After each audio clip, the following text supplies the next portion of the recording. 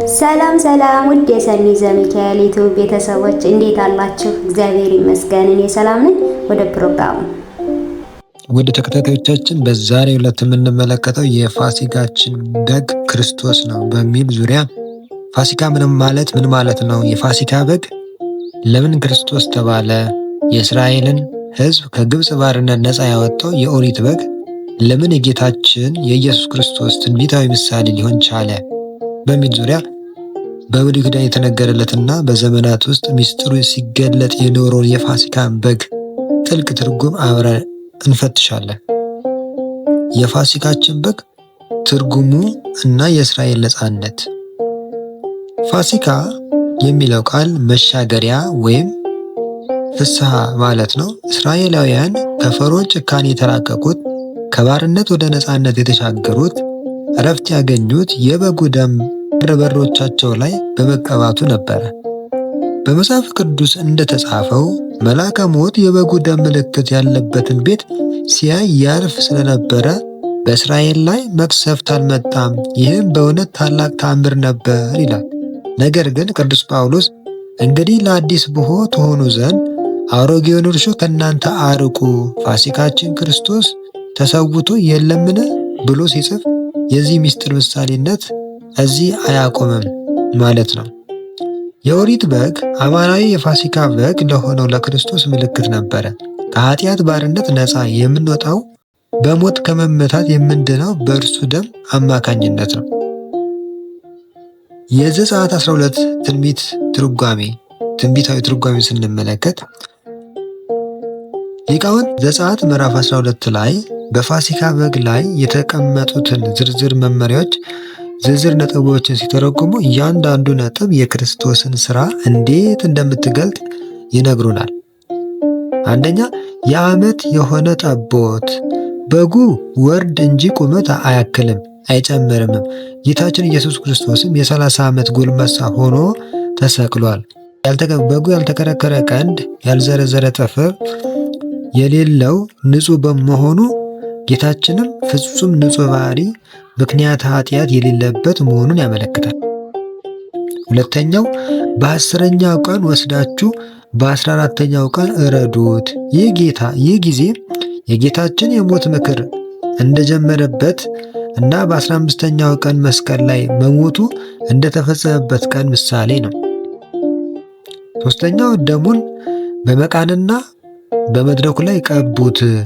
ይህ የበጉ ደም መልአከ ሞት ከእስራኤላውያን እንዳራቀው ሁሉ የክርስቶስ ደምም የአጋንንትን ኃይል ከምዕመናን እንዲርቅ የሚያደርግ መሆኑን ያሳያል።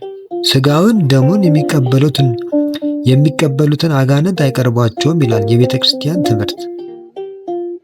አራተኛ፣ ጥብሱን ብሉት እንጂ ጥሬውንና በውሃ የተቀቀለውን አትብሉ።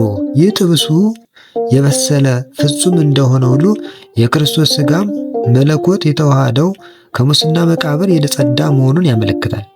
ጥሬ ያልበላችሁም ማለቱ ነፍስ ያልተለየውን ሥጋ እንቀበላለን አትበሉ ሲል ነው። ምክንያቱም የእርሱ ሥጋ ነፍስን ተለይቶ ኃጢአትን ከሚያነጻ መለኮት ጋር የተዋሃደ ነውና።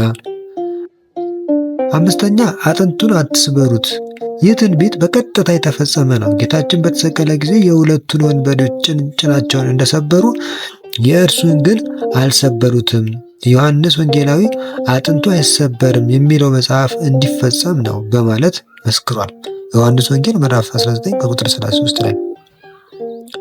ስድስተኛ፣ ጫማችሁን አድርጋችሁ ናራችሁን ታጥቃችሁ በቸኮላችሁም ብሉት። ይህ የእስራኤላውያን ወደ ተስፋይቱ ምድር ለመሄድ ዝግጁ መሆናቸውን ያሳያል። ለእኛ ምዕመናንም የክርስቶስን ሥጋና ደም የምንቀበለው የሞት የመቃብርና የገሃነም ፍርድ እንዳለብን እያሰብን ዘወትር ለሰማያዊ ሀገራት ለመሄድ ተዘጋጅተን መሆን እንዳለብን ያስተምረናል። ሶስተኛ፣ የትንቢቱ ፍጻሜና የክርስቶስ መስዋዕትነት ስንመለከት የኦሪት መስዋዕት ጊዜያዊ እንጂ የሰውን ዘላለማዊ ጥያቄ መመለስ አልቻለም ነበረ። የነቢያትም ትንቢት የኦሪትን መስዋዕት የሚፈጽመው ግን ክርስቶስ ነው። እንደ በግ ወደ መታረድ ተነዳ። የበግ ጠቦትም በሚሸለተው ፊት እንደማይናገር እንዲሁ አፉን አልከፈተም ይለናል ኢሳይያስ ምዕራፍ 53 ከቁጥር 7 ላይ። በጉ በሚሸለተው ሰው ፊት ለምን ብሎ እንደማይጠይቅ ሁሉ ክርስቶስን በሚከሱትና በሚያሰቃዩት ፊት ምንም የመከራከሪያ ነገር አልተናገረም ነበር። ይህ የትህትናና የፍቅር መገለጫ ነው። ለዚህ ነው ዮሐንስ መጥምቅ ጌታን ሲያይ እነሆ የዓለሙን ኃጢአት የሚያስወግድ የእግዚአብሔር በግ ብሎ በታላቅ ድምፅ የተናገረው። የዮሐንስ ወንጌል ምዕራፍ 1 ከቁጥር 29 ላይ። የኦሪት በግ የጊዜ ገደብና የሥርዓት ቅደም ተከተል ነበረው። የክርስቶስ መስዋዕት ግን ዘላለማዊ ነው። ኦሪት በሙሴ በኩል ሕግን ሰጠን፣ ጸጋንና እውነት ግን በኢየሱስ ክርስቶስ በኩል ተሰጠን። የእርሱ መስዋዕት የዘላለም ኃጢአት ስርየት አምጥቷልና። አጠቃላይ የብሉይ ኪዳን መስዋዕት የክርስቶስ ምሳሌ አሳየ። ክርስቶስ ግን ራሱ አምላክ ሆኖ የሰውነትን ሥራ ሰርቶ በትንቢት የተነገረለትን በምሳሌ የተመሰለለትን ሥራ በተግባር ፈጽሞ ለዘላለም ለአባቱ ቀኝ ተቀምጧል። ስለዚህ በፋሲካ በዓል በጉ ለእኛ ሲል እንደታረደ ጌታችንም ከፍ ያለ ፍቅሩን በመስቀል ላይ የገለጸበትን በዓል እያሰብን ከኃጢአት ቀንበር ወደ ነፃነት መሻገሪያችን የሆነውን የመስቀሉን ኃይል ዘወትር እናስብ። እንግዲህ ፋሲካችን ክርስቶስ በመሆኑ በእርሱ ፍጹም ፍቅርና መስዋዕትነት እናምናለን።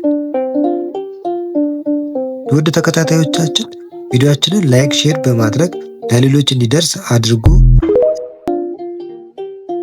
የሰኒ ዘሚካኤል ዩቲዩብ ቤተሰቦች በሌላ ፕሮግራም እስከምንገናኝ ድረስ ሰላም ቆዩልኝ።